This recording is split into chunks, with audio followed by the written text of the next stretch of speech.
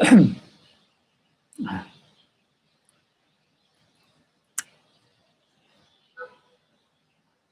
be upon you all. I hope you're doing fine. This is Contemporary Understanding the Quran. My name is Marwan Rad, and we are in the process of reading Surah Al-Baqarah, which is the most surah that contains instructions and regulations and notifications and even some judgment and so on. So it is very important, and it was revealed in Medina, as I said previously. We've reached the verse number 180, so we continue together. It is prescribed when death approaches any of you, if he leaves any good, that he makes a bequest to parents and next of kin according to reasonable usage. This is due from the God-fearing. It's about cases where somebody dies and how his fortune or her fortune, that is, will be distributed in the sense.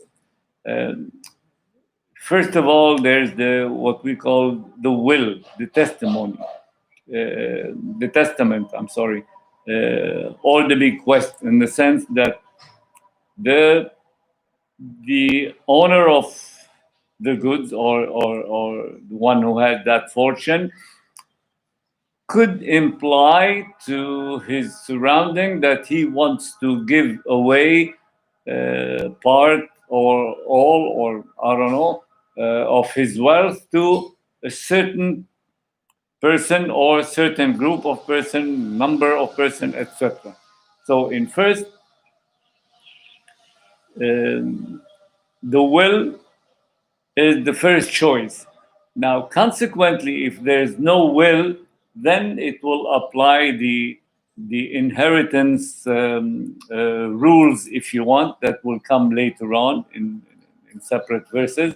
But this is how it is. And wherever there is some kind of distribution of any wealth for any deceased person, there should be some part to the next of kin and to the needy people, who would probably be present at that particular time. If anyone changes the bequest after hearing it, the guilt shall be on those who make the change, for Allah hears and knows all things. Now, let's say in the old days there was no notary, there was no such thing to write a will and put it in custody or anywhere, or with a lawyer and so on. So they used to, confide to some people, one or two people, confide to them that I would like to leave half of my fortune, a third of my fortune, all of my whatever, to my son or my daughter or my so on. So whoever was confided this instruction or this notice should be honest about it and take it to the in the right moment, execute it, or ask the one in charge to execute it, because kind of he should swear that yes, the deceased told me on such and such date and so on, something like this. But if anyone fears partiality or wrongdoing on the part of the testator and brings about a settlement among the parties concerned, there is no wrong in him, for Allah is oft forgiving, most merciful.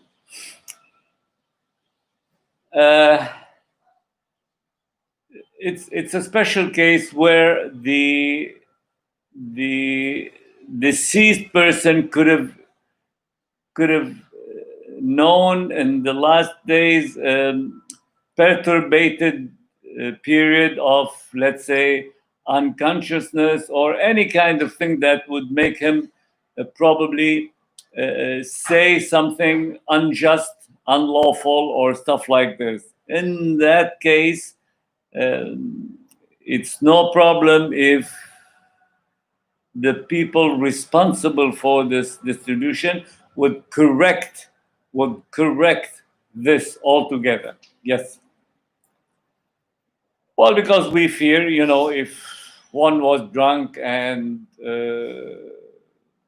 probably someone forced him to say something in front of someone and it turned out not right and so on.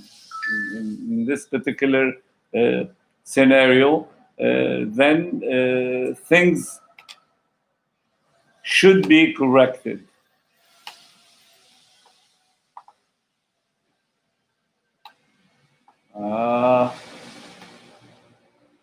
Okay.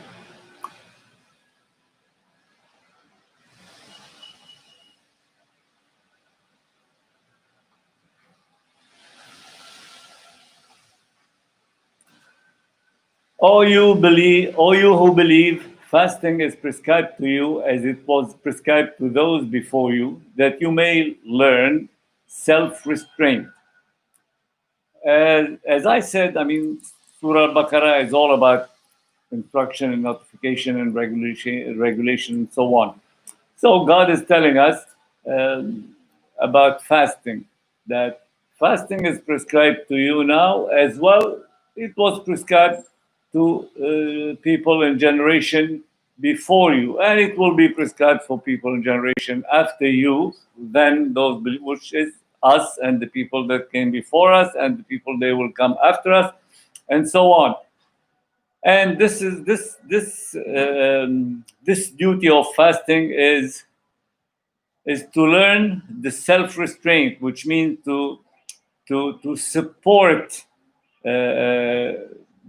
being hungry for a while, to feel the hunger of the needy and so on. So you would be in this sense kind of prudent of fear, kind of pious as well, fearing God, fearing or probably pushing yourself nicely to be good towards poor and needy people. Fasting for a fixed number of days, but if any of you is ill or on a journey, the prescribed number should be made up from days later. For those who can do it with hardship is a ransom, the feeding of one that is indigent, but he that will give more of his own free will, it is better for him, and it is better for you that you fast if you only knew. Okay, now it's regulated in a way that fasting is for certain number of days, which means if we take the month of Ramadan, it's 30 days a year we can fast. Probably there are a few days here and there that makes about no more than 10 days a year as well on top of Ramadan, which is good to fast as part of serving and worshiping and duty if you want, but it's not an obligation in that sense. So those number of days are the fasting days that required from us, but there are exceptions, which means God would not push us to do things against our will, in the sense that we don't feel good about it, or we are tired, or we are sick, or we are ill, and blah blah. No, he gives us exceptions, which means if you are ill, sick, or you are traveling from one place to another and so on, and you don't feel good about it, so you don't have to fast. But you can redo the fasting some other time, some other day, to compensate. It's a simple rule. And those who cannot fast at all, they should substitute fasting by substitute their fasting by feeding, let's say, one at least one person a day, and this person should be, you know, a poor guy, a homeless, a needy, a hungry, and so on. And if you do this on top of fasting as well, it's even better for you. It's even better for you because it's considered, and it is actually a good deed. Now, as I said, we know fasting is mostly assigned, particularly assigned in the month of Ramadan. So Ramadan is the month in which was sent down the Quran as a guide to mankind, also clear signs for guidance and judgment between right and wrong. So every one of you who is present at his home during that month should spend it in fasting. But if anyone is ill or on a journey, the prescribed period should be made up by days later. Allah intends every facility for you. He does not want you to put you He does not want to put you to difficulties. He wants you to complete the prescribed period and to glorify Him in that He has guided you, and perchance you shall be grateful.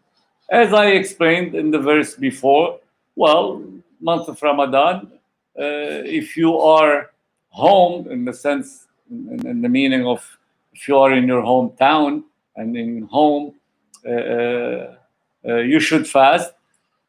But if you cannot, because of certain sickness, illness, or you are on the road traveling, as I explained before, you're not obliged, but you can substitute that later on.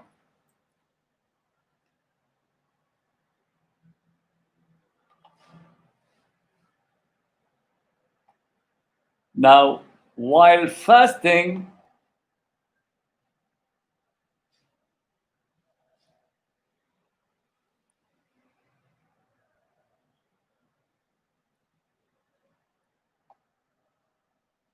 one second.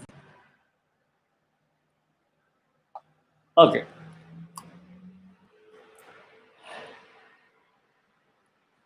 Okay. When my servants ask thee concerning me, that's addressed to Muhammad. When my servants ask thee concerning me, I am indeed close to them. I listen to the prayer of every suppliant. When he calls on me, let them also with a will listen to my call and believe in me, that they may walk in the right way.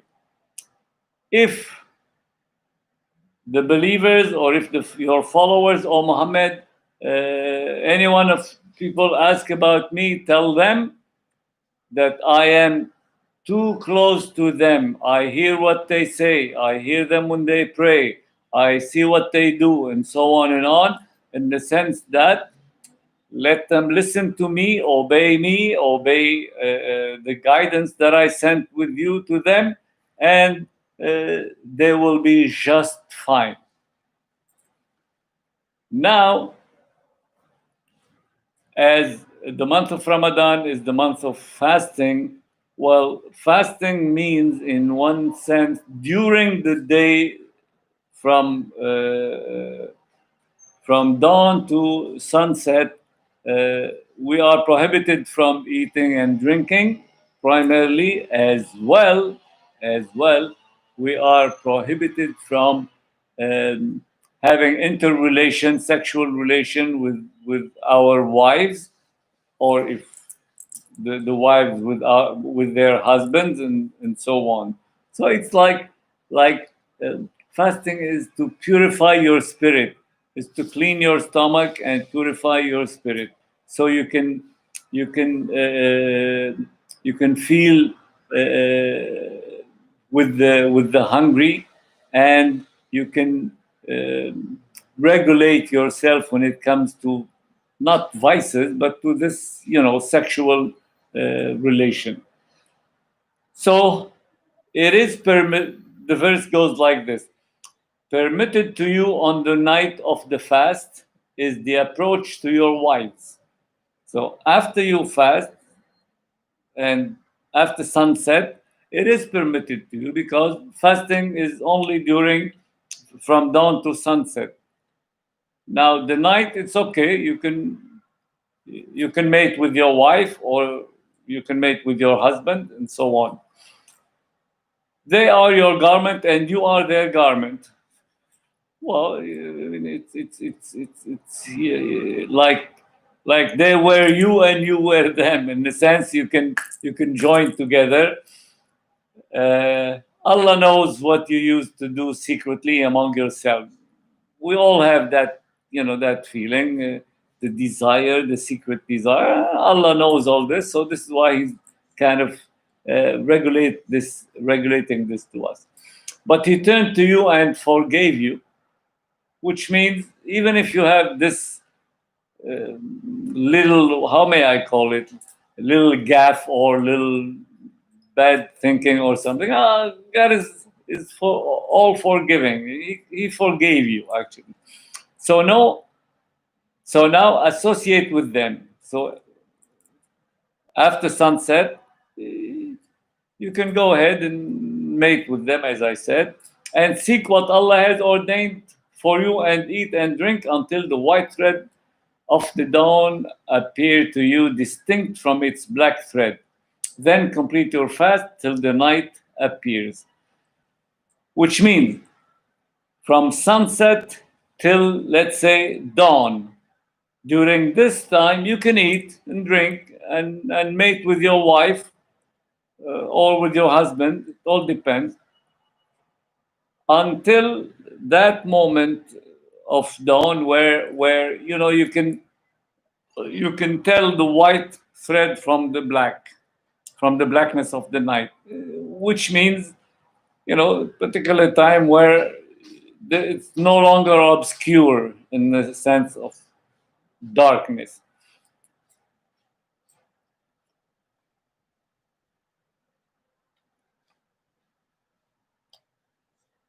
So until the white thread appears, then complete your fast till the night, and then you can fast all day, as from dawn until sunset, till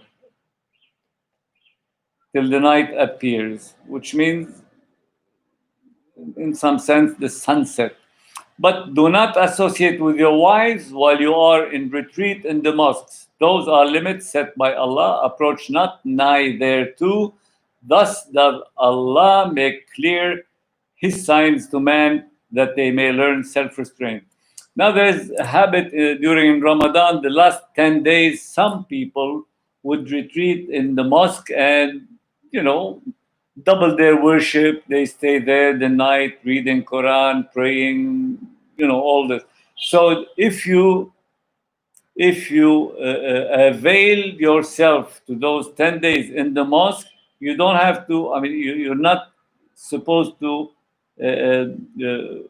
go during the night home and,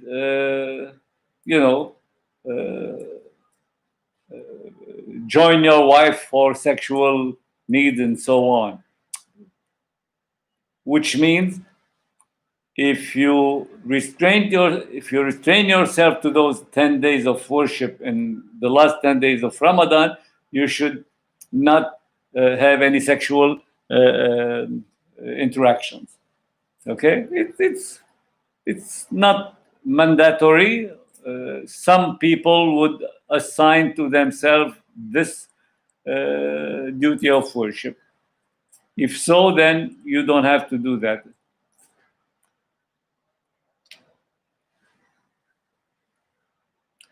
And do not eat up your property among yourselves for vanities, nor use it as bait for the judges, with intent that you may eat up wrongfully and knowingly a little of other people's property. It's very important. This is especially during fasting, the purification of your spirit and your mind and reason and all this. Don't do anything like trying to take somebody else's money or things or properties and even sometimes you go to the judge and you claim that it's yours and blah blah blah, and then going to the judge, it's gonna cost some money to you, to the other, so it's a waste of all this money. So don't do this, whether wrongfully or intentionally, because it's a bad thing. It's as simple as this.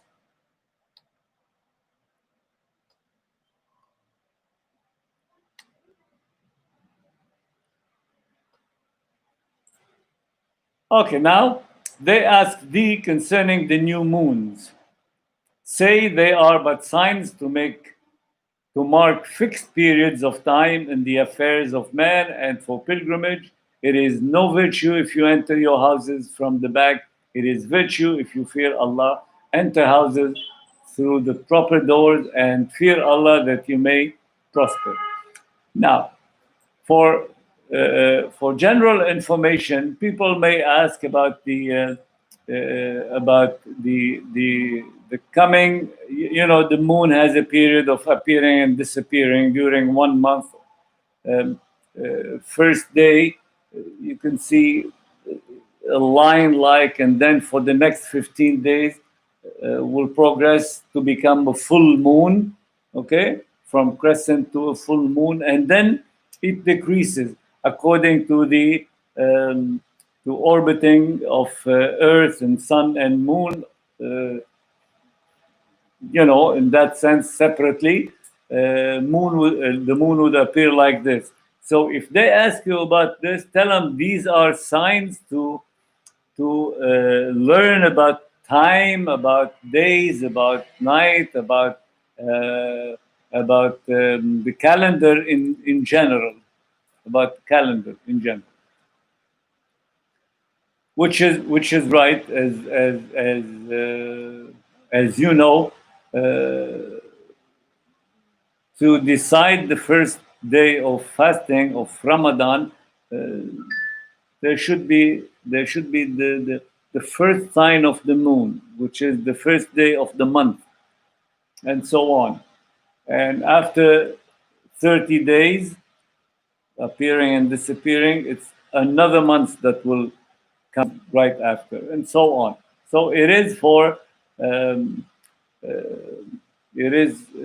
to learn and mark the fixed time of calendar of the year, of the periods of this and that. And then concerning as well for pilgrimage, of course, the time of pilgrimage as well is related to this. And then for the general kind of rule, it's no virtue if you enter your houses from the back, which means enter houses from the main door. Don't enter it from the back door, because it's like sneaking, it's like hiding, it's not straight, it's not forward. So Allah would advise us that that we should do things properly, and giving that example. Then the next verse, fight in the cause of Allah those who fight you. Listen to this, it's very important. Fight in the cause of Allah those who fight you, but do not transgress limits, for Allah loves not transgressors. This is a basic rule in Islam. Islam is no offense, is no offensive religion, is no offensive dogma, is no offensive doctrine, is no offensive philosophy. Islam is really defensive, and already probably, or you will learn that all Muhammad did with the Quraysh people is defending himself and his followers from their transgression all the time, because the problem started when they prevent him from spreading the word of God. They prevented him, which is against yeah, it's against reason. I mean, since it's a society whereby multiple ethnic people live together, then there must be some freedom of speech. So he was willing to spread. He wanted to spread the message of Allah, and Quraysh prevented him forcibly, even sometimes, as we know. It's not it's not the time to tell. But so um, the general rule is if fight in the cause of Allah for spreading of Islam in that particular place, because Islam needed the Kaaba. It's the holy and sacred symbol of Islam, of Muslims. So it has to be purified. It has to be somehow disengaged from all those pagans and pagans I say attitude of the Meccan in that time. So Allah is telling us, fight only those who fight you. That's addressed to Muhammad in particular and to us in general, to mankind in general. Fight only those who fight you, and don't transgress, which means don't over fight, don't exaggerate, and so on, because God loves not the transgressors. And slay them wherever you catch them, and turn them out from where they have turned you out. For tumult and oppression are worse than slaughter, but fight them not at the sacred mosque unless they first fight you there. But if they fight you, slay them. Such is the reward of those who suppress faith. Now, this is a strong verse in the sense of repulsive and defensive action, because they were very vicious, the Meccans, towards Muhammad and his followers. So God is telling them, be like them, in the sense to be like them, as vicious as they are. But if they stop, you stop as well, which means if they don't want to fight, you stop fighting as well. But if they want to fight, fight them viciously like they do. This is why the verse is strong in the meaning, slay them wherever. Because if you are in animosity with them and they are chasing you, if you meet them somewhere, slay them before they slay you. That's the rule. So it's not really any aggression like some would like to say, some would like to explain, some would like to show that, oh, Islam is this. It's only obvious that fight those who fight you. And when you fight them viciously like they fight you, or before they fight you, or kill them before they kill you. This is it. This is how it is. So it's nothing but self-defense. Okay.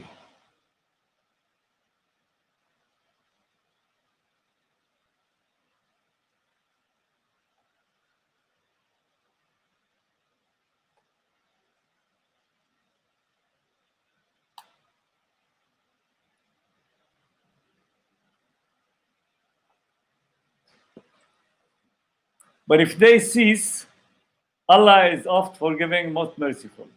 Which means if they stop fighting you, Allah will forgive them. Allah will accept their let's say their if whether they repent or whether they want to halt their aggression. Allah will accept this, which means Allah is with this side of attitude, of intention. And fight them on until there is no more tumult or oppression, and there prevail justice and faith in Allah. But if they cease, let there be no hostility except to those who practice oppression. Now it's only a further detail about oppression, which means some of them would be viciously anxious to even kill more of you. Now, those, as I said, be vicious toward them, kill them before they kill you. But if they cease their hostility, okay, and stop practicing any oppression, then this is what we want. This is what God wants, actually. Peace. The prohibited month for the prohibited month, and so for all things prohibited, there is the law of equality, which means the same way they hurt you, you hurt them, and don't exceed the limit. Okay, equally, that is. If then anyone transgresses the prohibition against you, transgress ye likewise against him. Okay, if they attack you, then attack them, which means it's always defensive, always on the defensive. But fear Allah and know that Allah is with those who restrain themselves. So, I mean, be good in the sense fear Allah. It means in other words, be good, because it's good if you restrain yourself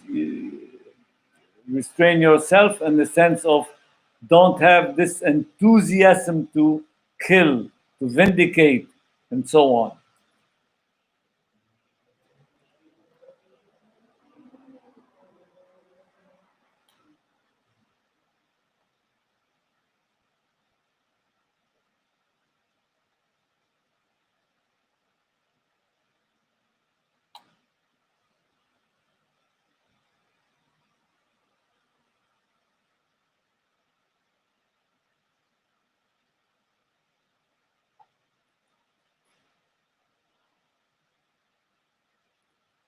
Okay. And spend of your substance in the cause of Allah, and make not your own hands contribute to your destruction, but do good, for Allah loves those who do good. And it's inviting us to do good, to help the needy, to feed the hungry, and so on. And don't do otherwise in the sense to hurt yourself or destroy yourself. It's a good advice. It's a good thing to do. It's all the morality there is. And this is what Islam is all about.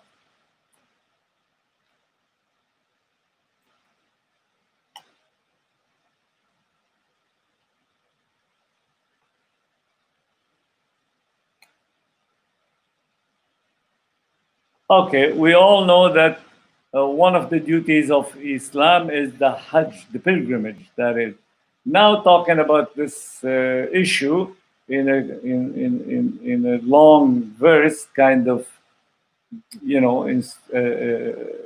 instruction and detail about it. It goes like this: and complete the Hajj or Umrah. Hajj, which is rituals, complete rituals. Umrah is a short ritual, if you want, of the Hajj. And complete the Hajj or Umrah in the service of Allah. But if you are prevented from completing it, send an offering for sacrifice, such as you may find, and do not shave your heads until the offering reaches the place of sacrifice. Okay, people who want to do the Hajj should shave, in the sense, cut their hair, shorten their hair, actually. So God is telling the Muhammad and the people, because there's a story around this. Once in Medina, after they migrated to Medina from Mecca, the Muhajirin, I mean the followers of Muhammad, together with the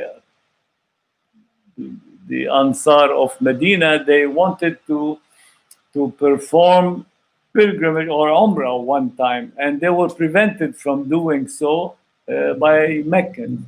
And at that moment, we will see that later on, they signed, both of them, they signed the treaty, which was very advantageous to Muhammad and his followers and to Islam later on. But right now, God is telling Muhammad and his followers, if you want to perform the Hajj or the Umrah and you were prevented from completing it, okay, do part of it like the sacrifice, okay. The sacrifice is, the adhiya, dahiya, okay. And don't shave or don't cut your hair until you reach that place of sacrifice.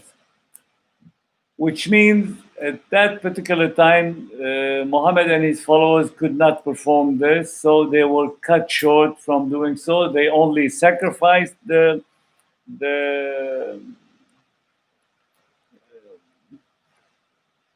zabiha, the adhiya, the sheep, okay, and they cut their hair. Only thing they do. But then later on we will see the rituals of Hajj and Umrah are, it's a longer list than that. And if any of you is ill or has an ailment in his scalp, and if someone cannot or have a sickness in the scalp, necessitating shaving, he should, in compensation, either fast or feed the poor. So in compensation for not doing so because of this illness, he can compensate this by either fasting, okay, or feeding some poor person.